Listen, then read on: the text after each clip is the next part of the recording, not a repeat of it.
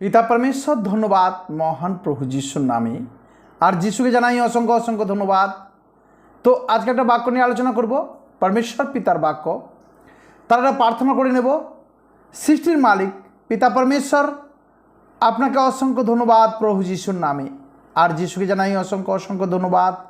প্রভু, আজকে যে বাক্য নিয়ে আলোচনা করছি আপনি সবর্তী থেকে সুন্দরভাবে প্রত্যেক সন্তান পর্যন্ত সেই বাক্যকে পৌঁছে দিয়েছেন আমার বিশ্বাস। এই জন্য আপনাকে অসংখ্য ধন্যবাদ প্রভু যিশুর নামে। আর কি চাইবো না চাতে আপনি সব কিছু দিয়েছেন, আদর সম্মান মহিমা সব কিছু আপনাকে দিলাম। ছোট্ট প্রার্থনা প্রভু যিশু খ্রিস্টের নামে চাইলাম, আমেন।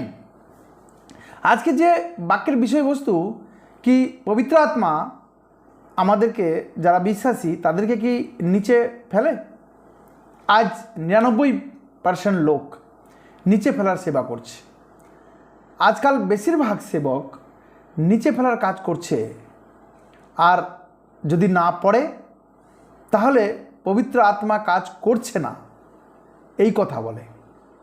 আপনি পড়ছেন না মানে পবিত্র আত্মা আপনার জীবনে কাজ করছে না, আপনার মধ্যে কিছু প্রবলেম আছে, তাই আপনি পড়ছেন না। এইসব অ্যাক্টিভিটি আজ হচ্ছে, আর এগুলো বাইবেল সম্মত নয়। বাইবেলের কোথাও লেখা নেই যে নিচে পড়তে হবে, এর কোনো বাক্য সাপোর্ট করে না। এরকম কোনো বাক্য নেই যে নিচে পড়ে যাওয়ার। বিশ্বাসী নিচে পড়ে কেন বা পড়ে যায় কেন? বিশ্বাসী নিচেকে পড়ে না ফেলানো হয়? কতবার নিচে পড়তে হবে? আর কত মিটিংয়ে আমাদেরকে নিচে পড়তে হবে? মিটিং তো হতে থাকে, এক মিটিং অন্য মিটিং আবার অন্য মিটিং, এক জায়গায় পড়ছে আবার ওখানে গিয়ে পড়ছে, আবার এক জায়গায় পড়ছে আবার ওখানে গিয়ে পড়ছে, এক সপ্তাহ পড়েছে আবার ওখানে গিয়ে আবার পড়ছে। তার মানে কতবার পড়বে মানুষ? কিন্তু পবিত্র আত্মা আসে যায় কি না? যদি পবিত্র আত্মা আসতো আর যেত তাহলে পড়া যায় ছিল, কিন্তু পবিত্র আত্মা তো আমাদের মধ্যে পার্মানেন্ট বাস করে। যদি এক মিটিংয়ে আসে তাহলে আরেক মিটিংয়ে তার পড়ার, কিন্তু এক মিটিংয়ে পড়ছে আবার গিয়ে তার পরের মিটিংও পড়ছে। তারপরে পবিত্র আত্মা তো আমাদের মধ্যে পার্মানেন্ট বাস করে।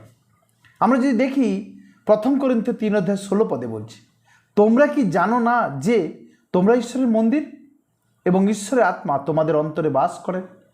তাহলে আজ ঈশ্বরের আত্মা আমাদের মধ্যে বাস করেন, আমরা হচ্ছে ঈশ্বরের মন্দির। তাহলে এই মন্দিরকে কি করছে? আজ ফেলে দিচ্ছে। একজন বিশ্বাসে সে আছে আর পবিত্র আত্মা পেয়ে গেছে, আর তারপরে তাকে কি করে হচ্ছে না পবিত্র আত্মা দান করা হচ্ছে, পবিত্র আত্মা দেওয়ার জন্য তাকে ফেলানো হচ্ছে। পবিত্র আত্মা আসে যায় না, পবিত্র আত্মা পার্মানেন্ট আমাদের মধ্যে বাস করে। আমরা যখন প্রভুর প্রতি ফিরি প্রভুর আত্মা কাজ করে আমাদের মধ্যে। 2 কোরিন্থীয় 3:16 বলছে, কিন্তু হৃদয় যখন প্রভুর প্রতি ফিরে তখন আবরণ উঠাইয়া ফেলা হয়। আর প্রভুর সেই আত্মা, এবং যেখানে প্রভুর আত্মা সেখানে স্বাধীনতা। তার আজকে আমাদের ঈশ্বর স্বাধীন করেছে, প্রভুর আত্মা আমাদের মধ্যে বাস করছে। জিসকেল 36:27 বলছে, আর আমার আত্মাকে তোমাদের অন্তরে স্থাপন করিব এবং তোমাদিগকে আমার বিধিপথে চালাইব। তোমরা আমার শাসন সকল রক্ষা করিবে এবং পালন করিবে। ঈশ্বরের আত্মা আমাদের অন্তরে স্থাপন করিব। যোহন 14:16 বলছে, আর আমি পিতার নিকটে নিবেদন করিব এবং তিনি আর এক সহায় তোমাদেরকে দিবেন, যেন তিনি চিরকাল তোমাদের সঙ্গে থাকেন। তাহলে জিসকেল যে ভবিষ্যৎবাণী করেছিল সেই অন্তরে আত্মাকে দেওয়ার জন্য, প্রভু যিশু নিজেই বলেছে যে আমি তোমাদেরকে এক আত্মা দেব যে তোমাদের সঙ্গে কি করছে, চিরকাল থাকবে। যখন 7:38 বলছে, যে আমাদের বিশ্বাস করে শাস্ত্র যেমন বলে তাহার অন্তর হইতে জীবন্ত জলের নদী বহিবে। তার মানে এই কথার মানে পবিত্র আত্মা যখন আসেনি, কারণ যিশু মহিমাপ্রাপ্ত হয় নাই। এখন যিশু মহিমাপ্রাপ্ত হয়েছেন, সেই সময় বলেছিল যে তোমাদের অন্তরে যখন আসবে তখন জীবন্ত জলের নদী বইবে। কিন্তু তখন পবিত্র আত্মা আসেনি। এখন কারণে আসেনি কেন না, যিশু তখন মহিমাপ্রাপ্ত হননি। এবারে যিশু এখন মহিমাপ্রাপ্ত হয়েছেন। আমরা যদি যোহন 7:39 পড়ি, যাহারা তাহাকে বিশ্বাস করিত তাহারা যে আত্মাকে পাইবে, তিনি সেই আত্মার বিষয়ে কথা কহিলেন, কারণ তখনও আত্মা দত্ত হয় নাই, কেন তখনও যিশু মহিমাপ্রাপ্ত হন নাই। তাহলে যিশু যখন মহিমাপ্রাপ্ত হলেন, যে আত্মাকে প্রতিজ্ঞা করেছে, যে আত্মা দেওয়ার প্রতিজ্ঞা করেছিলেন, সেই আত্মা আমাদের মধ্যে এসে পার্মানেন্ট বাস করলো। পবিত্র আত্মা সব সময় থাকে যতক্ষণ না আমাদের মৃত্যু হয়। তাহলে জীবন্ত জলের নদী বহিবে। এখানে কোনো জলের কথা বলেনি, এখানে কোনো জলের কথা বলেনি, পবিত্র আত্মার কথা বলেছে। কিন্তু আজ মানুষ সেই জল নিয়ে ছুটাছুটি দৌড়াদৌড়ি করছে। পবিত্র আত্মা পেল তখনকার কথা বলেছিল। আমরা যদি প্রেরিতের কার্য নিয়ে 1:8 পড়ি, কিন্তু পবিত্র আত্মা তোমাদের উপরে আসিলে তোমরা শক্তি প্রাপ্ত হইবে, আর তোমরা জেরুসালেমে, সমুদয় জিহুদিয়া ও সমরিয়া দেশে এবং পৃথিবীর প্রান্ত পর্যন্ত আমার সাক্ষী হইবে। তার মানে পবিত্র আত্মায় আমরা পূর্ণ হলাম। কবে কবে পূর্ণ? আবার পবিত্র আত্মাকে কবে পেলাম? প্রেরিতের কার্য 2:4 পৃথিবীতে মানুষ পার্মানেন্ট পবিত্র আত্মাকে পেল, কিন্তু এর আগে পবিত্র আত্মা আসতো আর যেত।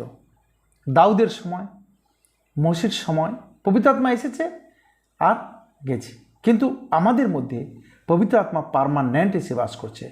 আমরা যদি প্রেরিতের কার্য 2:4 দেখি, তাহাতে তাহারা সকলে পবিত্র আত্মায় পূর্ণ হইলেন এবং আত্মা তাহাদিকে যেরূপ বক্তৃতা দান করিলেন তদনুসারে অন্যান্য ভাষায় কথা কইতে লাগিলেন। তারা এই দিন পবিত্র আত্মা পার্মানেন্ট পেয়েছিল। পঞ্চসপ্তমীর দিনে পিতর, পোল ও শিষ্যরা আর কোনো দিন পবিত্র আত্মা পাওয়ার জন্য প্রার্থনা করেনি। তারপরে এটা ওয়ান টাইম অ্যাক্টিভিটি, আর কোনো দিন এরকম হয়নি। 120 জন, 70 জন, 3000 জন, যতজন উদ্ধার পেয়েছে, আজ আমরা যখন উদ্ধার পেয়েছি, আমাদের জীবনেও উদ্ধার পেয়েছি। আমি বিশ্বাস করছি পবিত্র আত্মা আমার মধ্যে এসে বাস করছে, কিন্তু আগুনের রূপে আর কোনো দিন এসে বাস করবে না। তার মানে আমরা যদি প্রথম গ্রন্থীয় 6:19 বলছি, অথবা তোমরা কি জানো না যে তোমাদের দেহ পবিত্র আত্মার মন্দির? তাহলে আজ আমাদের দেহ কার মন্দির আছে? পবিত্র আত্মার মন্দির আছে। আগে আমরা কার মন্দির ছিলাম? শয়তানের মন্দির ছিলাম। কিন্তু এখন আমাদের দেহ কার মন্দির আছে? পবিত্র আত্মার মন্দির আছে, যিনি তোমাদের অন্তরে থাকেন, যাহাকে তোমরা ঈশ্বর হইতে প্রাপ্ত হয়েছে। তাহলে প্রভু আজ আমাদেরকে সেই পবিত্র আত্মা দিয়েছেন। তাহলে মিটিংয়ে গিয়ে আমরা কেন পড়ে যাই? পবিত্র আত্মা পাওয়ার জন্য আজ অনেকে বলছে, এসো পবিত্র আত্মা তুমি আমার হৃদয়ে বসো, হোলি স্পিরিট কামিং, ওয়েলকাম। এইসব কেন করছি আমরা? যখন পবিত্র আত্মা আমার মধ্যে এসে বাস করছে, আমরা পেয়ে গেছি, ঈশ্বর থেকে আমরা প্রাপ্ত হয়েছি, তাহলে আমরা আবার ডাকছি কেন? আবার প্রত্যেকটা মিটিংয়ে গিয়ে আমরা পড়ে যাচ্ছি কেন? রোমিও 8:9 বলছে, কিন্তু তোমরা মাংসের অধীনে নয়, আত্মার অধীনে রয়েছ, যদি বাস্তবিক ঈশ্বরের আত্মা তোমাদেরকে বাস করেন। কিন্তু খ্রিস্টের আত্মা যার নাই সে খ্রিস্টের নয়। তাহলে আজকে আমরা কার? খ্রিস্টের। কার আত্মা বাস করছে? সেই যিশুর মধ্যে যে আত্মা কাজ করেছে, সেই আত্মা আমার মধ্যে বাস করছে। তাহলে খ্রিস্টের আত্মা যার মধ্যে নেই সে খ্রিস্টের নয়। তাহলে আজ পাওয়ার জন্য কেন ডাকছি আমরা? তাহলে খ্রিস্টের নয়। যে পাওয়ার জন্য ডাকছে সে তো খ্রিস্টের নয়। কিন্তু আমরা তো পেয়ে গেছি। আমরা কবে পেয়েছি? আমরা প্রথম করিন্থীয় 12:3 লিখব যে এই জন্য আমি তোমাদিকে জানাইতেছি যে ঈশ্বরের আত্মার কথা কহিলে কেহ বলে না যে যিশু সাব্যস্ত, এবং পবিত্র আত্মা আবেশ ব্যতী রেখে কেউ বলিতে পারে না যিশু প্রভু। তাহলে আমরা যখন যিশুকে প্রভু বলে স্বীকার করেছি, রোমিও 10:9 বলছে না, তুমি যদি নিজ মুখে যিশুকে প্রভু বলে স্বীকার করো, তাহলে প্রভু বলছে যখন আমরা স্বীকার করেছি, তখন সেই পবিত্র আত্মা আমাদের মধ্যে সেই প্রভু বলার জন্য আমাদেরকে কি করেছে? মনোনীত করেছে। পবিত্র আত্মার দ্বারা আমরা যিশুকে প্রভু বলতে পেরেছি। আমি যখন অবিশ্বাসী ছিলাম, তারপরে যখন প্রভু যিশুকে গ্রহণ করি, তো আমি যে পাপ করেছি এটা আমার মধ্যে কে দিয়েছে? আমি যে পাপী বলে নিজেকে স্বীকার করছি, এটা আমাদেরকে কে করাচ্ছে? পবিত্র আত্মা। অনেক লোক পেন্টিকস্টের কথা বলে। পেন্টিকস্ট বিশ্বাসী অবিশ্বাসীদের জন্য নয়। প্রথম এমন আর আগুন পড়বে না, দ্বিতীয়ত ঝড় আর আসবে না। তৃতীয়ত, না তো অন্য অন্য ভাষা আসবে। ফিরতে কার্য 2:3 বলছে, দেখো, আর অংশ অংশ হইয়া পড়িতেছে এমন অনেক অগ্নিবৎ জিয়া তাহাদের দৃষ্টিগত রইল এবং তাহাদের প্রত্যেকজনের উপরে বসিল, তাতে তারা সকলে পবিত্র আত্মায় পূর্ণ হইলেন এবং আত্মা তাহাদিগকে যেরূপ বক্তৃতা দান করিলেন তদনুসারে অন্যান্য ভাষায় কথা কইতে লাগিলেন। এটা পৃথিবীর ভাষা, গ্লোসা, যেটা আজকে বলে সেটা নয়। একবার হয়েছে, আর এরকম কোনো দিন হবে না। না তো আগুন নেমে আসবে, না তো ঝড় আসবে, না তো অন্য ভাষা আসবে। ফিরতে কার্য 8:17 বলছে, তখন তারা তাহাদিগের উপরে হস্তার্পণ করিলেন আর তারা পবিত্রাত্মা পাইলেন। ফিরতের কার্যক্রমে 10:44 বলছে, পিতর এই কথা কইতেছেন এমন সময় যত লোক বাক্য শুনিতেছিল সকলের উপরে পবিত্রাত্মা পতিত হইলেন। প্রেরিতের কার্যক্রমে 19:6 বলছে, আর পৌল তাহাদের উপরে হস্তার্পণ করিলে পবিত্র আত্মা তাহাদের উপরে আসিলেন, তাতে তাহারা নানা ভাষায় কথা কইতে এবং ভাববাণী বলিতে লাগিলেন। তার মানে আমরা যখন এই যে ঘটনাগুলো ঘটেছে, এটা ওয়ান টাইম হয়েছে, এরকম আর কোনো দিন হবে না। কিন্তু আজ এই বাক্যটাকে নিয়ে বলছে, হস্তার্পণ করছে, আজকে অনেক কিছু করছে। তার মানে ইফিসীয় 1:13 আমাদের জন্য যথেষ্ট। এই বাক্যটা আমরা যদি দেখি, খ্রিস্টে থাকিয়া তোমরাও সত্যের বাক্য তোমাদের পরিত্রাণের সুসমাচার শুনিয়া এবং তাহাতে বিশ্বাসও করিয়া সে অঙ্গীকৃত পবিত্র আত্মা দ্বারা মুদ্রাঙ্কিত হয়েছে। আমরা যখন মুদ্রাঙ্কিত হয়ে গেছি, ঈশ্বর সেই পবিত্র আত্মা আমাকে দিয়ে দিয়েছে, তাহলে আমাকে কোনো পাস্টারকে ডেকে আর হাত রাখতে হবে না, লিডারকে ডেকে আর হাত রাখতে হবে না। 3:5 বলছে, দেখো, তখন তিনি আমাদের কি তো ধর্মকর্ম হইতো নয়। তার মানে আমরা পাস্টারকে ডেকে তাকে হাত রাখিয়েছি বলে যে আমি উদ্ধার পেয়েছি না, কিন্তু আপনার দয়া অনুসারে পুনর্জন্মের স্নান ও পবিত্র আত্মার নতুনীকরণ দ্বারা আমাদেরকে পরিত্রাণ করিলেন। তাহলে আজকে আমরা কেন পবিত্র আত্মাকে ডাকছি, মেহনত করছি, কষ্ট করছি, সারাদিন গান করছি, পবিত্র আত্মা এসো, পবিত্র আত্মা এসো, এরকম কেন করছি? আমরা অনুগ্রহে আত্মা পেয়েছি। এই Hebrew 10:29 বলছে, ভাবিয়া দেখো, যে ব্যক্তি ঈশ্বরের পুত্রকে পদ্মলে দলিত করিয়াছে এবং নিয়মের সেই রক্ত দ্বারা সেই পবিত্রীকৃত হইয়াছিল, তাহার সামান্য জ্ঞান করিয়াছে এবং অনুগ্রহে আত্মায় অপমান করিয়াছে, সে কত অধিক নিশ্চয় ঘোরতর দণ্ডের যোগ্য না হইবে। তাহলে আজকে পবিত্র আত্মা আমার মধ্যে আছে, আমার মধ্যে বসে আছে, আর আমি ডাকছি। বাড়িতে মেহমান বসে আছে, বাড়িতে কুটুম্ব বসে আছে, আমি তাকে ফোন করে ডাকছি, এসো, কি বলবে? হ্যাঁ না? আমরা এরকম যেন না করি। এখন পবিত্র আত্মা বাইরে নয়, ভিতরে আছে। এখন কোথায় আছে? আমার ভিতরে আছে পবিত্র আত্মা। তাহলে এখন আমাকে আর ফায়ার বলার দরকার নেই, কোট ঘোরাতে হবে না, না তো 1 2 3 4 বললে পবিত্র আত্মা আসবে, না তো ফুঁক মারতে হবে, না তো অন্য ভাষায় কথা বলতে হবে, না তো রুমাল ঘোরাতে হবে, না তো জল তেল দিতে হবে, না তো নিচে পড়তে হবে, না তো পবিত্র আত্মাকে স্বাগত করতে হবে, না তো পবিত্র আত্মাকে ওয়েলকাম করতে হবে। আমরা ইফিসীয় 4:30 দেখব, আর ঈশ্বরের সেই পবিত্র আত্মাকে দুঃখিত করি না, যাহার দ্বারা তোমরা মুক্তির দিনের অপেক্ষায় মুদ্রাঙ্কিত হইয়াছ। কারণ পরমেশ্বরের আমাদের ভিতরে আছে, বাইরে থেকে কিছু অ্যাক্টিভিটি করতে হবে না। আমরা নিশ্চয়ই বুঝতে পারছি যে আজকে যারা ভজন করে, যারা আরাধনা করে, তারা বুদ্ধির দ্বারা যেন আমরা ঈশ্বরের ভজন করি। কারণ আমরা যার ভজনা করছি তিনি পৃথিবীর মালিক, সৃষ্টির মালিক, তিনি সৃষ্টিকর্তা ঈশ্বর আছেন। তাহলে তার সামনে যখন আমরা ভজন করি, কীটা আমি করছি সেটা আমি যেন দেখে শুনে করি, সিরিয়াসলি করি, যেন পরমেশ্বরের কাছে আমি ভজন করছি।